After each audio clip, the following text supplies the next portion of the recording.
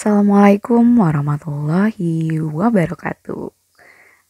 Apa kabar teman-teman semua? Masih semangat untuk menerima pembelajaran yang akan Bu Diana sampaikan pada hari ini? Ya, hari ini kita akan belajar IPS. Nah, pembelajaran kita hari ini adalah bentuk-bentuk keragaman di Indonesia. Sebelum kita mulai pembelajaran kita pada hari ini, alangkah lebih baiknya kita mengucap basmalah. Bismillahirrahmanirrahim.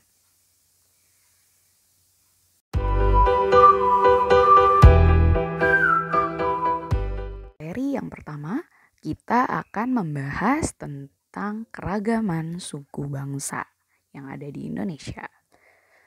Seperti yang Bu Diana sudah jelaskan pada pelajaran PKN beberapa hari yang lalu, bahwa Indonesia itu sangat luas teman-teman. Indonesia itu terbentang dari Sabang sampai Merauke, yang dimulai dari Aceh hingga ke Papua. Nah, di masing-masing provinsi itu memiliki suku. Nah, apa sih yang disebut dengan suku? Suku bangsa adalah sekelompok golongan yang hidup bersama di suatu tempat dan memiliki ciri budaya yang sama. Nah, contoh suku bangsa itu biasanya ada di tiap provinsi. Untuk Provinsi Sumatera misalnya, di Provinsi Sumatera sendiri ada banyak sekali suku. Di Aceh sendiri itu ada suku Aceh. Nah, klasifikasinya dari suku Aceh ini juga ada banyak loh teman-teman. Ada Aceh Gayo, ada Aceh Tamiang, dan lain-lain. Nah, lalu masih di Pulau Sumatera ada lagi suku yang dinamakan dengan suku Batak. Itu tepatnya di Sumatera Utara. Lalu ada lagi, masih di Pulau Sumatera ada suku Minangkabau dari Sumatera Barat, ada suku Lampung, ada suku Palembang dari Sumatera Selatan. Sedangkan di Pulau Jawa, coba siapa yang bisa menyebutkan ada suku apa aja ya yang ada di Pulau Jawa? Ya, betul sekali, ada suku Betawi. Siapa di sini yang dari Betawi? Nah, ada lagi namanya suku Sunda. Itu dari Jawa Barat. Ada lagi suku Banten, lalu ada suku Jawa. Nah, suku Jawa ini ada di bagian Jawa Tengah dan Jawa Timur. Seperti itu teman-teman. Nah, di Pulau Kalimantan juga ada loh teman-teman sukunya dan terbagi jadi banyak sekali. Ada suku Dayak, lalu ada suku Banjar, seperti itu. Di Pulau Sulawesi itu juga ada suku. Nah, salah satu contohnya adalah suku Bugis. Sedangkan di Pulau Papua itu juga memiliki suku. Yang terkenal di Pulau Papua itu adalah suku Asmat, seperti itu. Nah, sampai sini teman-teman bisa memahami penjelasan Bu Diana? Kita lanjut ya ke slide selanjutnya. Di pembahasan kedua, kita akan membahas tentang keragaman bahasa. Seperti yang teman-teman tahu, bahasa adalah alat komunikasi yang digunakan oleh manusia. Teman-teman, pada tiap provinsi itu memiliki bahasa daerahnya masing-masing loh. Nah, teman-teman bisa bayangkan, provinsi yang ada di Indonesia itu ada 34 provinsi. Coba tebak teman-teman, berapa banyak bahasa daerah yang dimiliki oleh bangsa kita? Nah, jawabannya adalah 746 bahasa. Banyak sekali ya teman-teman, karena masing-masing daerah atau masing-masing provinsi memang memiliki bahasa khasnya masing-masing atau bahasa daerahnya masing-masing. Misalnya di Provinsi Aceh, itu dia memiliki bahasa yang dinamakan dengan bahasa Aceh tentunya. Lalu di Sumatera Utara, dia memiliki bahasa yang dinamakan dengan bahasa Batak. Nah, di Jawa Barat itu ada bahasa yang namanya bahasa Sunda. Nah, kalau di Jawa, tepatnya di Jawa Tengah dan Jawa Timur, itu memiliki bahasa yang dinamakan dengan bahasa Jawa, seperti itu. Nah, kalau di Jakarta itu ada juga yang dinamakan dengan bahasa Betawi. Kayak gitu, teman-teman. Kalau teman-teman sendiri tadi berasal dari suku apa?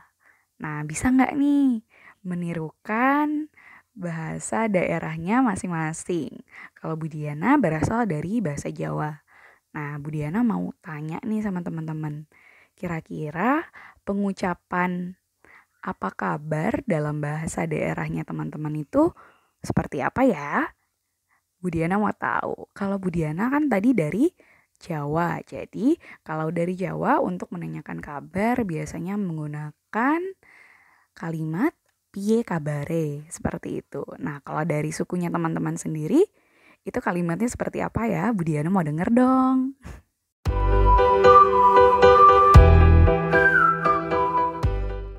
Pembahasan kita selanjutnya adalah tentang keragaman rumah adat. Nah, rumah adat yang ada di tiap provinsi itu bentuknya beda-beda loh, teman-teman. Di sini Bu Diana sudah punya beberapa contoh gambar rumah adat dari berbagai provinsi yang ada di Indonesia. Yuk kita lihat bareng-bareng ya. Untuk yang pertama ada rumah Krongbada dari Aceh. Rumah ini desainnya memanjang, lalu materialnya terbuat dari kayu untuk tembok, dan untuk atap dia terbuat dari jerami. Rumah ini dinamakan dengan rumah panggung karena dia memiliki tiang-tiang pancang di bagian bawah sebagai fondasi, seperti itu.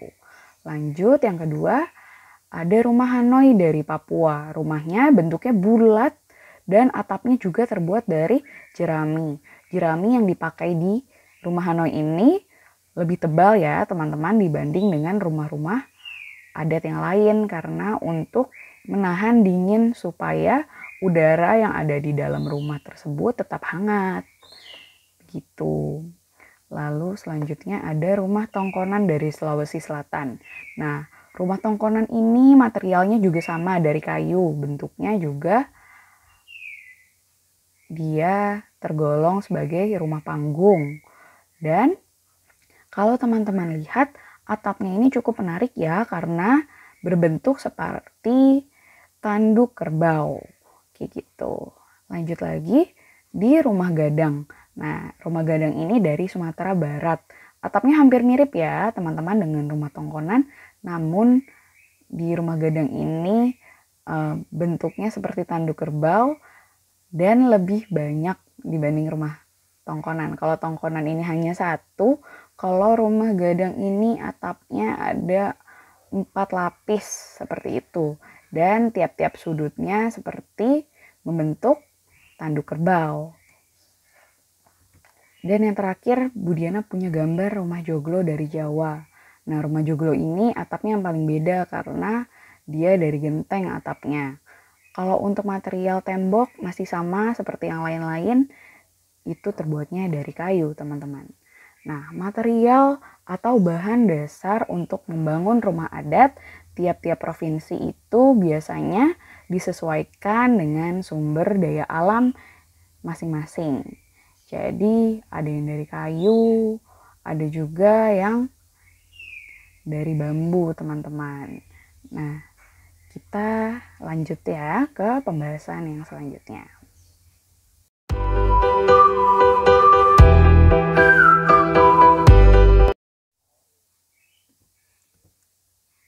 Pembahasan selanjutnya adalah tentang keragaman tarian. Nah, tari sendiri merupakan salah satu bentuk kesenian yang memadukan antara gerak tubuh dengan iringan musik. Di sini Bu Diana sudah memiliki beberapa contoh tarian daerah dari beberapa provinsi yang ada di Indonesia.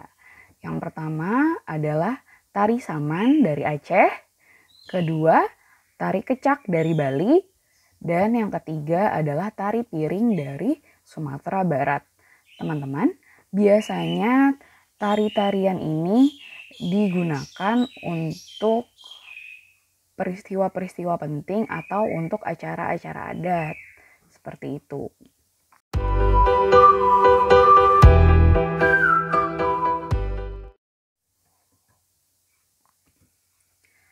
Selanjutnya kita akan membahas tentang keragaman pakaian tradisional.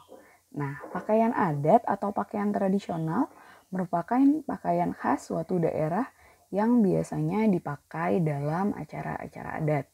Di sini Budiana sudah punya beberapa contoh pakaian tradisional dari suku-suku yang ada di Indonesia. Yang pertama itu ada beskap dari Jawa Tengah, lalu ada payas dari Bali, dan yang terakhir ada bundo kanduang dari Sumatera Barat. Nah, teman-teman, biasanya teman-teman melihat pakaian adat ini dikenakan saat acara apa? Ayo, Budiana mau tanya. Ya, betul sekali. Teman-teman biasanya mungkin melihat pakaian adat ini digunakan ketika acara pernikahan ya. Mayoritas suku-suku kita memang untuk menikah biasanya menggunakan pakaian adat dari daerahnya masing-masing, seperti itu.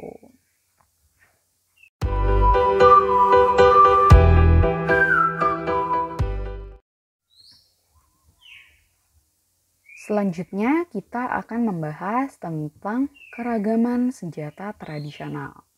Di sini Budiana sudah punya beberapa contoh senjata tradisional yang dimiliki oleh bangsa Indonesia. Yang pertama ada rencong dari Aceh, kedua ada keris dari Jawa, ketiga ada tombak trisula dari Sumatera Selatan, lalu yang terakhir ada kujang dari Jawa Barat. Nah, teman-teman, dari 4 senjata tradisional yang Budiana berikan contohnya, kira-kira mana yang teman-teman sudah pernah lihat ataupun pegang? Nah, teman-teman, tahu nggak fungsi dari senjata tradisional tersebut? Nah, senjata tradisional ini fungsinya selain sebagai pelengkap pakaian adat, zaman dahulu senjata tradisional ini juga digunakan oleh para pahlawan untuk mempertahankan diri dari penjajah loh teman-teman.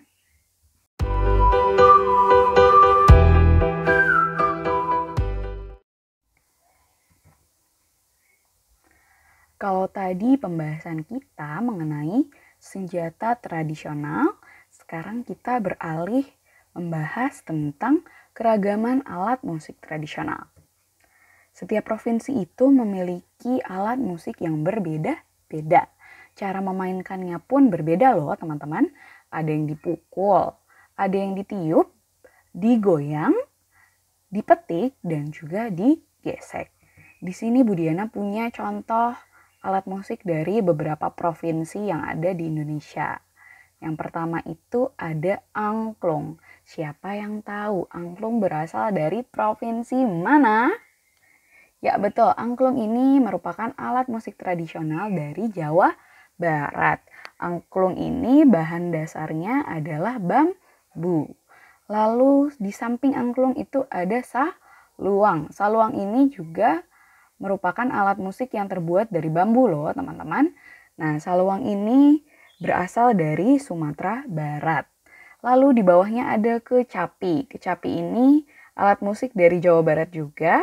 Cara memainkannya dipetik ya teman-teman.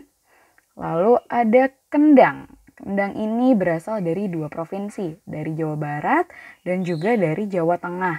Nah, kendang ini di samping kanan dan kirinya ada kulit. Nah, kulitnya ini terbuat dari kulit sapi, kerbau, ataupun kulit kambing. Lalu di samping kendang ada tifa. Nah, tifa ini juga alat musik pukul dan dia juga ada di atasnya itu ada kulit. Kulitnya tuh terbuat dari kulit sapi, kambing, ataupun kerbau, teman-teman. Sampai sini teman-teman sudah paham? Alat musik apa nih yang pernah teman-teman mainkan? Coba, Budiana mau tahu ya?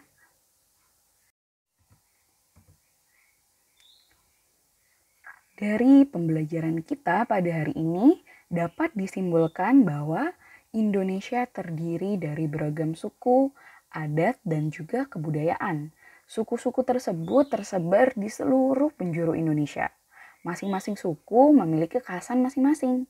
Mulai dari bahasa, pakaian adat, rumah adat, baju adat, senjata tradisional, bahkan hingga tari-tarian. Sebagai generasi muda penerus bangsa, kita wajib untuk melestarikan beragam budaya Indonesia agar tidak punah ataupun diakui oleh bangsa lain. Nah, teman-teman, sudah paham? Kalau teman-teman ada yang ingin ditanyakan, teman-teman bisa bertanya ke Bu Rista untuk kelas 4A, 4B bisa bertanya ke Bu Aminah, dan untuk 4C bisa bertanya ke Bu Diana ya.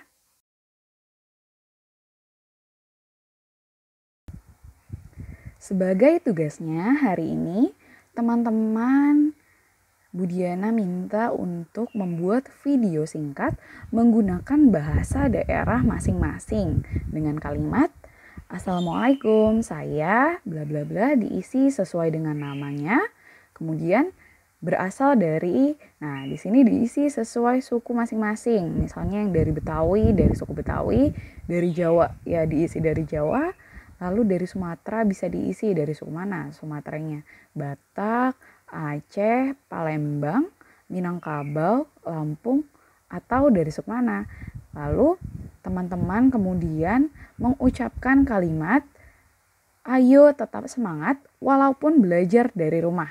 Nah, kalimat ini diucapkan dengan bahasa daerah masing-masing ya. Bu Diana tunggu tugasnya dan tugas ini bisa dikumpulkan ke wali kelas masing-masing. Nah, alhamdulillah pembelajaran kita hari ini telah selesai dilakukan teman-teman. Kita tutup pembelajaran hari ini dengan membaca hamdalah alhamdulillahirabbil alamin. Teman-teman, Bu Diana minta maaf ya apabila ada perkataan Bu Diana yang kurang berkenan untuk teman-teman. Wabillahi taufik wal hidayah. Wassalamualaikum warahmatullahi wabarakatuh.